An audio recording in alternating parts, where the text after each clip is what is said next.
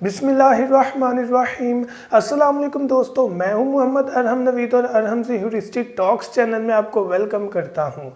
तो फिर आज की वीडियो का टॉपिक कलूनी की ब्रीडिंग प्रोग्रेस के बारे में है।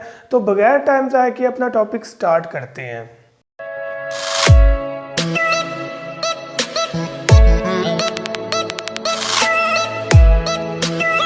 तो फिर इस टॉपिक स्टार्ट करने से पहले आपसे मेरी रिक्वेस्ट है कि मेरा एक सिंगिंग चैनल है जो कि अरहम नवीद के नाम से, उसे लाजमी विजिट करें। लिंक डिस्क्रिप्शन में मिल जाएगा। यहाँ अरहम नवीद आप यूट्यूब में भी सर्च कर सकते हैं, तो आप लाजमी विजिट करें, चैनल को सब्सक्राइब करें। आपको वहाँ पर ऑफिशियल सॉन्ग मिलेंगे, जैसे नेशनल सॉन्ग जो है मिली नगमा है, और उसके साथ माँ बाप की अजमत के बारे में भी सॉन्ग रिलीज़ किया गया। तो विजिट करें, इंशाल्लाह आपको पसंद आएगा।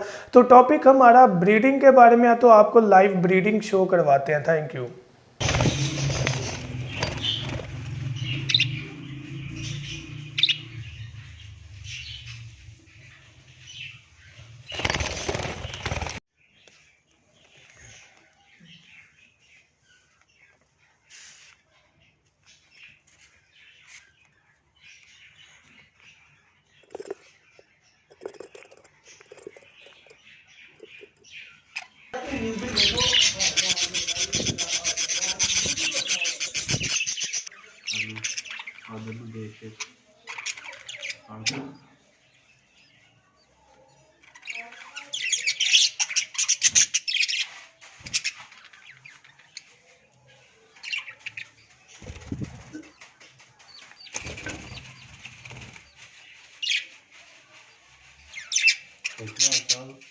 चाइनीज में कौन ज्यादा पत्ती से दो कितने निकाल ले आप